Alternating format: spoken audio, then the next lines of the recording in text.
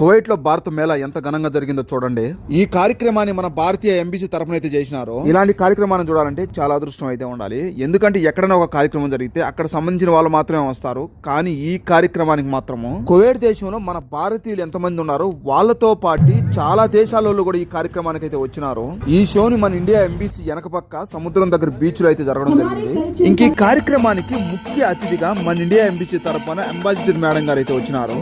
ఇంకా మన మేడం గారు కారు దిగి ఎంట్రీ కాగానే మేళాలు తాళాలు భజంత్రీలతో ఆహ్వానం అయితే పలికినారు.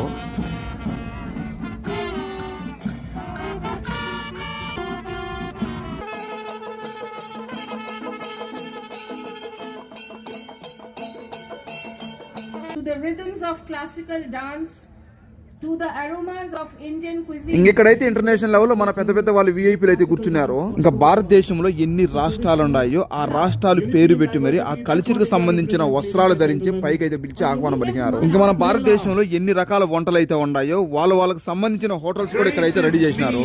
కువైట్ గవర్నమెంట్ కూడా పోలీసు వాళ్ళు ఎలాంటి సమస్యలు రాకుండా చాలా జాగ్రత్తగా అయితే చూసినారు. ఇంకా మన భారతదేశంలో ఎన్నో రాష్ట్రాలు, ఎన్నో భాషలు, ఎన్నో మతాలు, ఎన్నో కులాలు, ఎన్నో జాతులు ఉన్నా కూడా ఈ కార్యక్రమాన్ని మాత్రం మనందరం భారతీయులు అనేలా ఘనంగా చేసినారు. ప్రపంచ వ్యాప్తంగా కువైట్ లో ఎన్ని దేశాల వాళ్ళు ఉన్నారో ప్రతి ఒక్కరు ఈ కార్యక్రమానికి వచ్చి భారతీయుల సాంప్రదాయాలు ఇలా ఉంటాయని చెప్పి ఆశ్చర్యపరిచేలా చేసింది.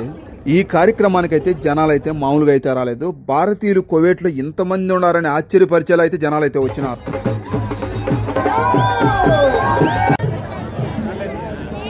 ఇంకా నాకైతే మన భారతదేశంలో ఉండే రాష్ట్రాలకు సంబంధించిన వాళ్ళందరూ ఇక్కడ ఉండే తలకే చాలా గర్వంగా అయితే ఫీల్ అయిపోయినాను. ఐ లవ్ ఇండియా, జై భారత్, జై హింద్.